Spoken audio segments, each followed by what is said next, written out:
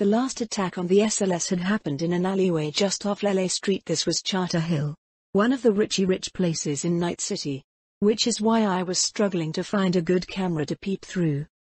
Most of the camera systems in the area were controlled by whatever corp owned the building, or were heavily protected by building security.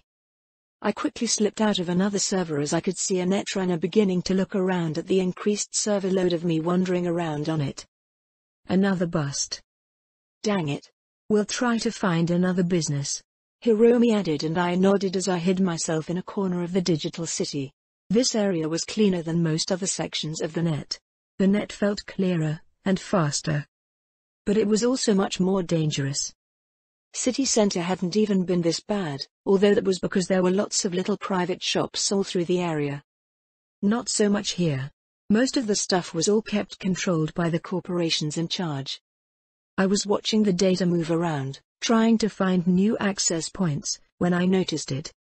"Hey, I called out casually, as I rested against the side of a digital skyscraper. "Never seen you around here before." A response came as a netrunner stepped out of the shadows. "On a gig. Not looking for any trouble." "Well, that all depends," she offered. I looked into the rainbow-colored blazing eyes, and fiery burning hair. I readied myself.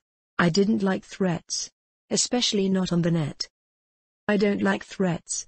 Get processing tune," I said, even using a fun bit of netrunning jargon. "PFFT. You entered into a server I got under contract. You slipped inside without me even noticing, and then you were out. Not long enough to grab anything. So what's the deal? You scoping out? Am I gonna have to worry about an attack? I want some answers." And "Nah. I'm trying to get eyes on an alley on this street. One of my clients was attacked a few days ago. I'm tracking the attacker. Nothing to do with you." I answered back much more calmly. This wasn't going to turn into a battle after all.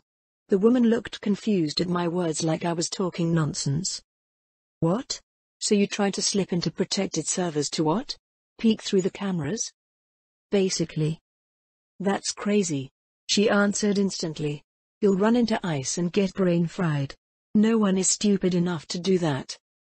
"I kinda do it all the time," I answered honestly, mostly because the look on her face as I said it made me grin. "You slip into servers all the time just to check their cameras?" "It's really useful for tracking gonks down." "I don't suppose you'd let me peek at your outdoor cameras on the server you protect?" "Not a chance." "Figured. Hey, you must know the area pretty well." "I don't like where this is going," she interrupted, sighing. "Know of any small businesses in the area that have cameras peeking at the alley on Lele, between?" "I know the alley. There is one. And, well, it's not my hide either way." "Sure, there is an access point to a transport business down there. They have an external camera. If you are trying to keep an eye on the alley, that's the way to do it. But it's not like they don't have ice and stuff. You can't seriously just jump in." "Sure I can. Thanks, Choom. I'm Ghost, by the way." I introduced myself since we weren't going to fight.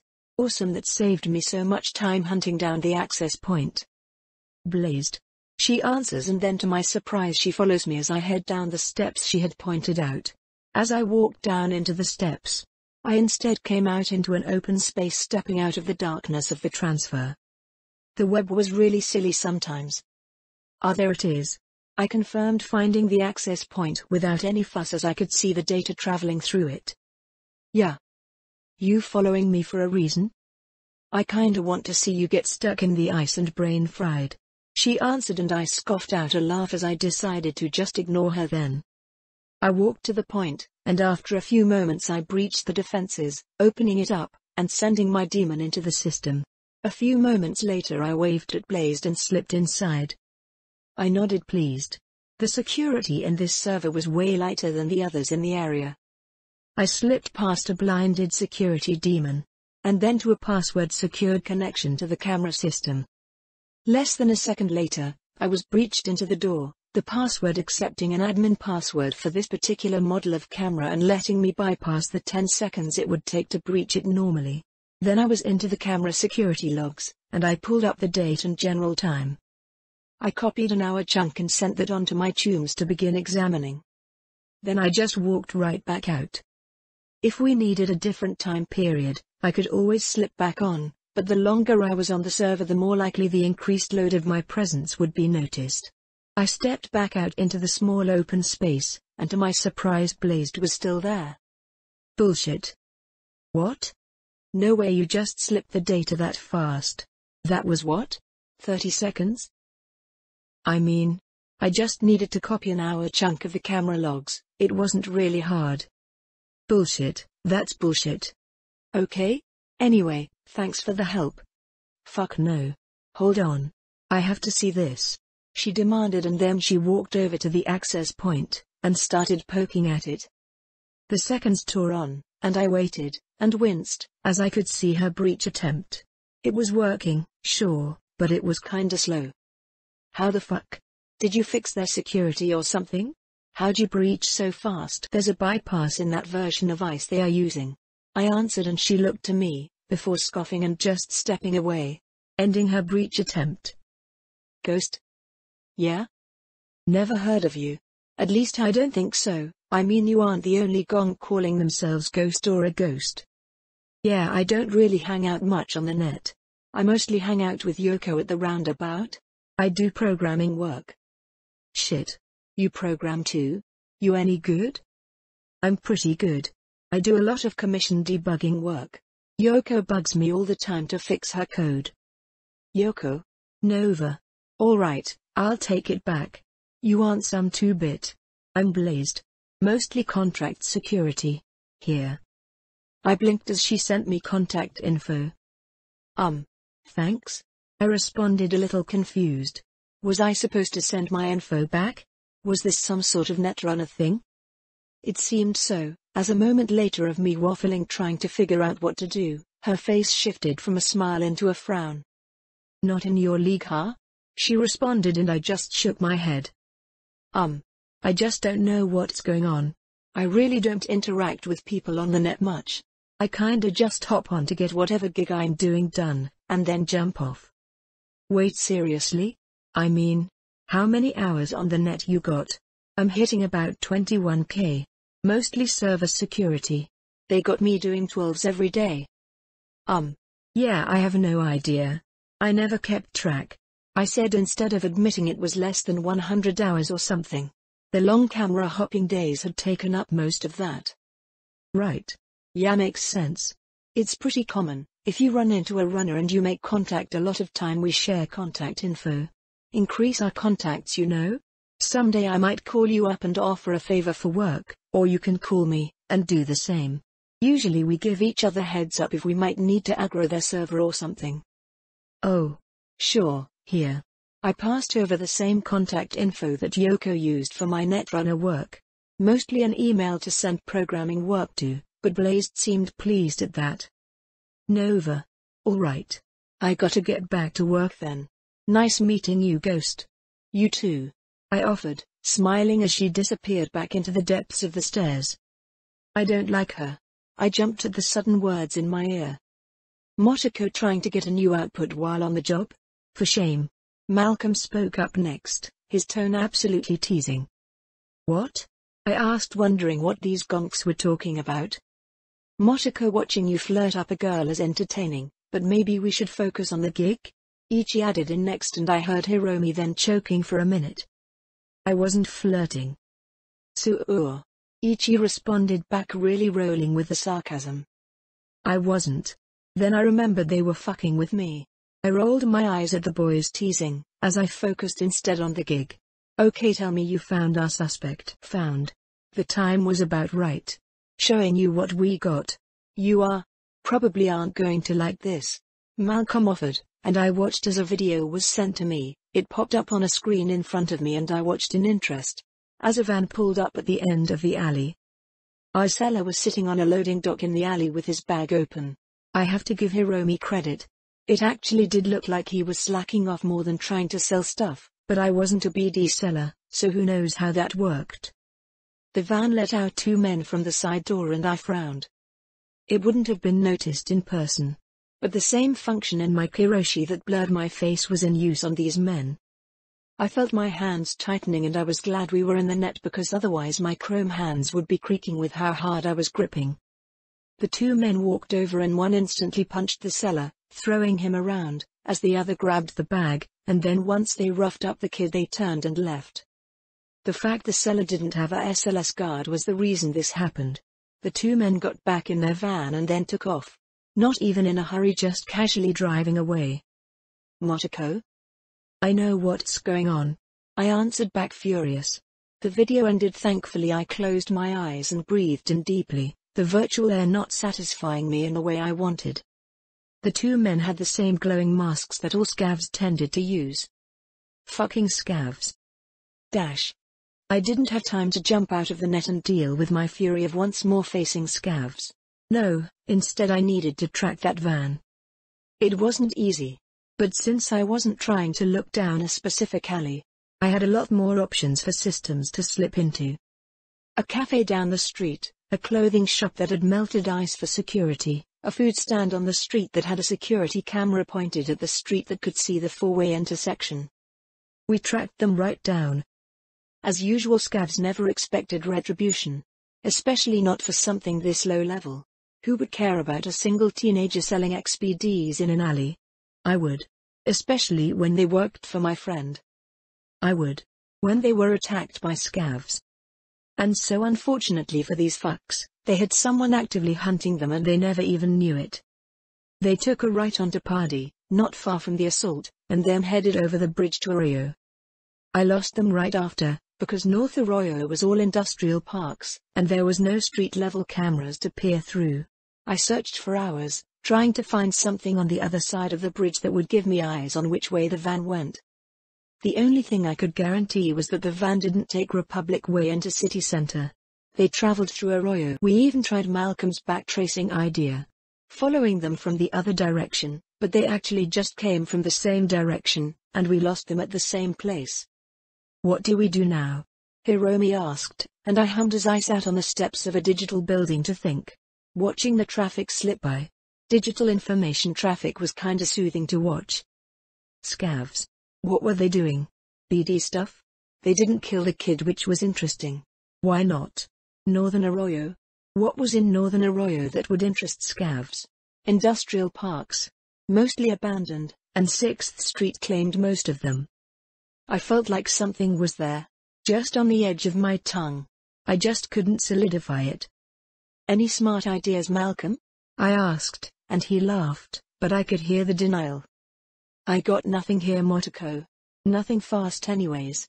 You made those spy cameras, right? Maybe we go out and put a few of them in the area.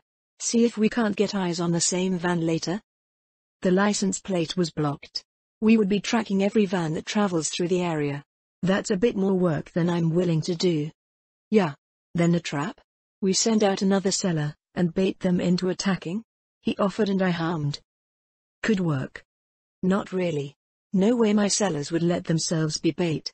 I might not have accepted this actually was the truth before, but the sellers have. I've been getting requests for more security, and I think I'll have to do that now. Hiromi added with a sigh. Duh, then we just have one of us do it. Absolutely not. The scavs were gentle before. But there is no telling what they will do in the future. If this is their way of saying stay off their territory, then. I trailed off, letting my tunes fill in the blanks. Right. You're right. We can't do that. All right. I'm done here. I'm coming out. I called out, as I stood up and leapt into the data streams, sending me back to my lobby in a flash of data. Ooh, that feels good. I moaned as I shoveled warm food into my mouth. Ichi, you get a promotion. Nice. Hey. Malcolm said as he pouted. I got the food too. But Ichi got me this food, so he gets the promotion. I ignored Malcolm's faux outraged mumbling before I laughed and just stuffed more food into my face. So let's put together what we learned. Scavs attacked the XPD sellers. We know they come and go from Northern Arroyo. I added and left off looking around. We know that they have something to do with BDs. These aren't scav targets they are after. They were only interested in the BDs. Hiromi added in. The van they were driving was set up to look as common as possible. Nothing defining on it. I couldn't even see any scratches or something we could use for verification. Ichi added in. Okay, so we have a bunch of scavs hiding in Oreo. Can we call in any contacts? Anyone that could give us more information? Malcolm asked. I can reach out, Hiromi said, looking fierce. She obviously wasn't happy about the entire situation happening under her nose. Alright. I need a break. Let's call it here tonight. We'll meet up in a few days if we get more info. I offered with a groan as I stretched out my legs a bit. I think I'm done for the day. I called out as I headed out, to the calls of goodbyes from everyone. They were all packing up as I entered the elevator and headed out. The drive home was quick and it left me feeling refreshed. I got home and threw my jacket over the couch as I headed for the fridge, pushing aside all the double XL burritos to get a soda that I had hidden in the back. No June, huh? I shrugged. It wasn't that late yet. Instead I headed into my room, and had to stop and giggle. The Tachikoma drone had somehow ended up on its back. Its legs wiggling in the air weakly. Silly thing. I cooed, as I picked it up and carried it over to the laptop. I would go over what it had learned so far today and make some improvements. Motoko? June. Welcome home. I called out. The Tachikoma code had evolved a lot, although not that much, with it getting stuck on its back and then sending the entire thing into a loop. But that was okay. It had a few hours of growth for me to trim and improve. What's that you're working on? He asked as he poked his head into my room. I spun my chair away from the laptop I had been working on and instead lifted the Tachikoma drone from my lap. Lifting it over my head, I spun the chair and sang. Do-do-do-do-oo. It's a Tachikoma. A drone prototype. I answered after I stopped spinning. Huh? He uttered, a little confused, but as always June liked to be supportive, so he walked into my room to get a closer look. That's preem. What can it do? Right now? Walk and get stuck on its back when it hits a wall. But the goal is to have it running a SCSM.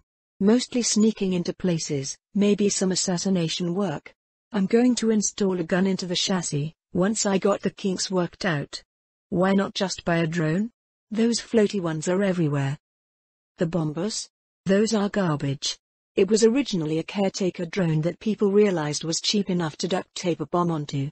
Tachikoma are meant to be fully autonomous recon assistants. Right.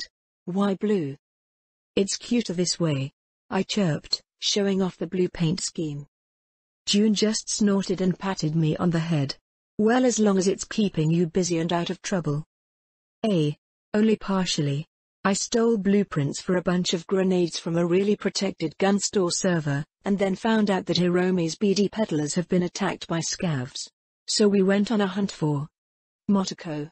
Just call me if you need help. June interrupted, sounding tired, and I laughed at him. Sure June, we are hunting down the scavs right now. But they are sneaky, hiding in Arroyo. Or maybe northern Arroyo, it's hard to tell. Once we find them, want to come slaughter some scavs with me? He blinked, and I was honestly a little surprised as well. I hadn't really invited June to come on a raid before, and the words had left my mouth without me thinking about it. Sure. I smiled brightly. June might be a kill stealer, but this could be fun. Now I just had to find some damn scavs, with a connection to BDs in Arroyo. I mean, the only connection I remember from the game would be the fuck, I uttered as the lightning bolt of awareness hit me. I knew exactly where these scavs would be hiding, and more importantly, I would happily murder all of them for the horrible shit they did. Motoko? I know where the scavs are. I think. Pretty sure. 90%. June, hold on a second. I demanded, putting my Tachikoma back on the floor as I started pacing. The same location that the scavs had holed up in, the place that V would someday in the future break into, murder blending everyone to find Evelyn. The place scavs were setting up XPDs with captured people. I had forgotten about it. I shouldn't have. I had done that quest in the game enough times. I should have remembered. Motoko. June said, but I ignored him because the fucking scavs had been there this whole time. I stomped as I paced around. How could I have forgotten something so obvious? Those fuckers had been allowed to work completely unopposed. That should have been my first tar. Motoko. June demanded, arms wrapped around me and lifting me entirely off the ground. I went still in his grip as he grabbed me. "Are you okay?" I breathed in, which was hard with June's arms pinning my back to his chest, but then I exhaled. Cool. Feel cold. Control the emotions, don't let them control you. Yeah. I'm better. Sorry June, I had the clues I needed to know where a big scav setup is at, and I totally spaced it. Slowly I was lowered down to my feet and was released. June looked worried. I exhaled again. Don't give me that look, I'm okay. Not cyberpsycho or anything, just angry. And mad at myself.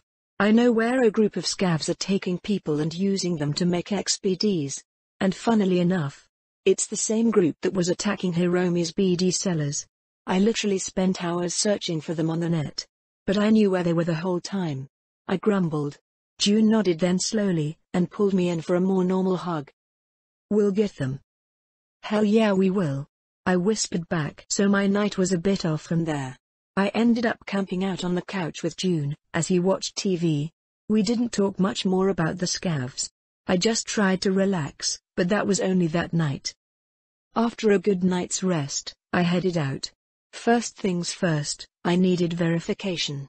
Driving over to Arroyo on my Kusanagi, I parked far down the street, and instead of walking down the street which would leave me far too open, I leapt into the industrial parks and used my ankles and parkour to leap through the abandoned factories until I was on the roof overlooking the electric corp power plant.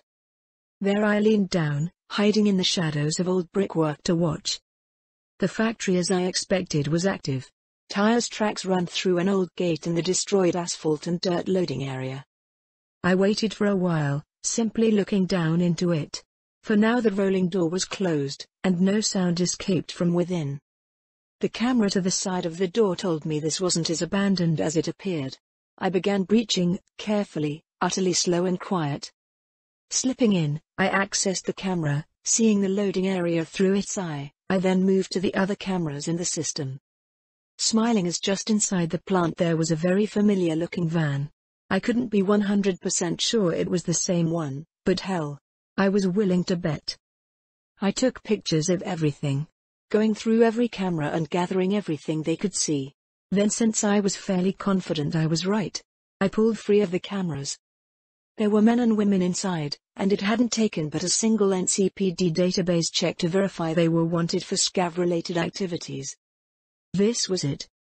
I had found the assholes that hadn't liked Hiromi moving in on the XPD market. I slipped away without a sound. As I jumped through old rusted metal landing on the concrete far down the street, I brushed myself clean. Taking a moment, I sent a single picture to my chums.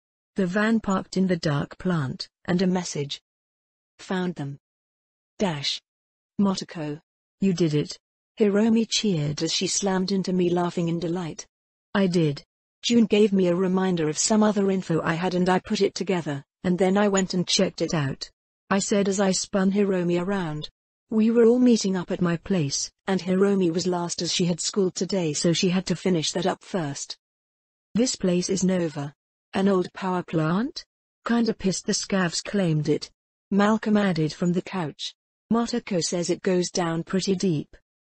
Yeah, definitely some sublevels. I'm going to need backup just to secure the whole place. Which is where you guys come in. I then looked to June, who I had invited to join us, since I had offered him a friendly sibling murder session. And June agreed to help out too. Perfect. June. Thank you for helping. Hiromi added, throwing him a smile, but he just waved her off. Don't worry about Hiromi. I'm just glad to keep Motoko out of trouble. Which is an absolute lie. I'm never in trouble. I lied confidently as I jumped back onto the couch. Now we have some external images and we'll need to figure out how we are going to hit this. Go and kill everyone? June asked, and everyone looked at him like he was crazy, but I was nodding along. The most straightforward method. I confirmed. I mean, do we really need to do anything more than that? Ichi asked, looking between June and I. Motoko clears out places like this before breakfast, and June is the Oni. Of course not. June answered while I cut him off. Of course we do. I roared louder than June and even slammed my fist into the table lightly, the metal on metal sound echoing. What? June asked, but I ignored him, pointing at my chums. We can't ever get complacent. It's one of my own weaknesses. So I need my tunes to keep reminding me. We plan, we prepare. It's an advantage we might not need, but it's not something we should throw away through overconfidence. Thankfully Malcolm responded. She's right. Just because we don't need it every time doesn't mean we shouldn't prepare as much as we can. We are still talking about a gunfight. What if they have a bomb or something and it blows up? If we just sit back and expect Motoko to handle it, how can we move in to help if she gets hurt or something? Exactly. We prepare and gather every advantage we can before we move in. I called out. And also it's totally your guys' job to remind me to do that when I get too excited. I added offhandedly. Oh, so it's our job, is it? Ichi asked sarcastically, and I just threw him a thumbs up. Yep. That's fine. We can all remind Motoko to be careful and prepare before rushing in. We all want Section 9 to keep going for years and years after all. Hiromi added, and I nodded along with Malcolm's eager nod. Right. That's true. Okay, so what can we do to prepare? Ichi asked. Well, I do have more gadgets now, but none of them are directly going to help this time. Not yet, at least. The Tashikoma are still in alpha testing. The what? Hiromi asked, looking confused, and I smiled brightly because it was the perfect excuse. I leapt off the couch, jumping over Hiromi's head as I did so, and ran over to my room and then came out holding my little walkie-bot. The Tashikoma drone system. I called out and placed it on the table in front of everyone, where it immediately started walking much smoother than it had before, until it hit the edge of the table and just fell right off. It's an alpha product. I haven't done edges yet, I said happily as I picked it back up and placed it on the table again, where it walked off. Motoko, hold on. It's got this. Then I placed it on the table again, and this time, as it walked forward, it stopped at the edge, one of its legs reaching out to check the edge. Then it walked off again. Right. Hiromi said flatly. It's learning. Give it some time. Motoko. Is that an AI? June asked, utterly serious, and I started laughing at such a foolish question. June, the Tashikoma is running a small CPU, and the extra processing power of my laptop in my room. Your XXL Burrito SCSM has more processing power. That didn't really answer the question. It's a learning system, but not an AI. I would need like 4 of the servers I have down in my Netrunner cave to even process a small AI. I answered truthfully. Well, not exactly that much. I could do it with a lot less, if I used some different processing choices. But this? Tashikoma wasn't an AI. No ghost. Not yet anyways. Anyway. The Tashikoma are cute, but aren't ready for the battlefield yet, but give me a bit and we'll have our own battlefield reconnaissance drones. I cheered, just as my agent lit up with a call. A call with a very familiar name, but not one I expected. Hold on, Tooms. I'm getting a call. I turned away from everyone to answer. Hello? Yo, kitten. Beckon, I told you I wasn't accepting that as my nickname. Too late. She said, but she wasn't the rambunctious girl she normally was. Something was wrong. I'm not calling for fun though. Since you're Tooms with Sasha, I think. Well, I figure you should know. Rebecca started quietly, there was honest dread in her voice. No. Please don't be. Please don't be that. I took a breath and then asked the question I had to know, but wasn't sure I was ready for. Please don't tell me she's dead. Had the Biotechnica job happened? I hurried over to the TV and turned it onto the N54 news channel, only for a segment on the weather to be playing. Right, this wasn't a movie where the big topic of conversation is the most important thing in the world. Not dead. But she did get worked over pretty bad on a gig. She's in and out at the moment, so I figured I'd call to let you know. 'Cause you guys were close, right? I took a moment to just process, staring at the news report before shutting it off as my brain turned back on. She's alive? I asked in shock, exhaling loudly as I almost fell back onto my butt from where I had been pacing the moment the topic came up. Was it the gig? Or just something else? I still didn't know. I rushed to my room to grab my laptop, flipping open to the N54 news site. Nothing on the front page, but a moment later I typed it in. Securacine. The medicine that started it all. That had killed Sasha's mother. The fact Biotechnica had hidden the side effect, and when Sasha discovered it while infiltrating Biotechnica's system, she hadn't just let it go, sacrificing her life to send it to the news. There. A brand new news article. Securocene, and its hidden side effects. Posted this morning. It had happened. Motoco? Sorry. I'm just a little out of it. Sasha's okay? She's hurt, but alive. Getting taken care of. Maine is making sure she's being treated real nice. Can I see her? I asked before I could think about it. Listen. Sasha was on a big gig, like massive, and she pissed off a big corporation. We aren't sure what they are going to do, so Maine and them have gone to ground. I don't even know where she is, just in case. My bro told me what's up, and I remember you two were close. So. Yeah. Rebecca. Thank you. Really, I'm really glad you told me she's okay. I would have absolutely freaked otherwise. Not true. I would have continued to worry about what would happen to her. Whether she would live, but I had done. What little I had done had enough knock-on effects. That night. Let me down, wouldn't happen. I had changed it. Hey, yeah, sure, Chum. The line kind of went silent for a moment as we both awkwardly didn't talk about anything. I was about to thank her again and say goodbye, when I realized what Rebecca had actually said. Maine and the group were in hiding. Rebecca wasn't. Hey Becca. You ever thought about that offer I made last time? To do a gig? Yeah, I've thought about it. Well, me and my chums were literally prepping for a raid. You want to come over? Take a look. No pressure if you don't want to take part, but I mean, I wouldn't mind an extra shooter. The line went quiet and I looked to my chums who had thankfully stopped focusing on me, and were instead being led by Malcolm into prepping a plan of attack. Good job, Malcolm. What's the pay? We split everything equally. What? Seriously? Number 10% share and all that shit?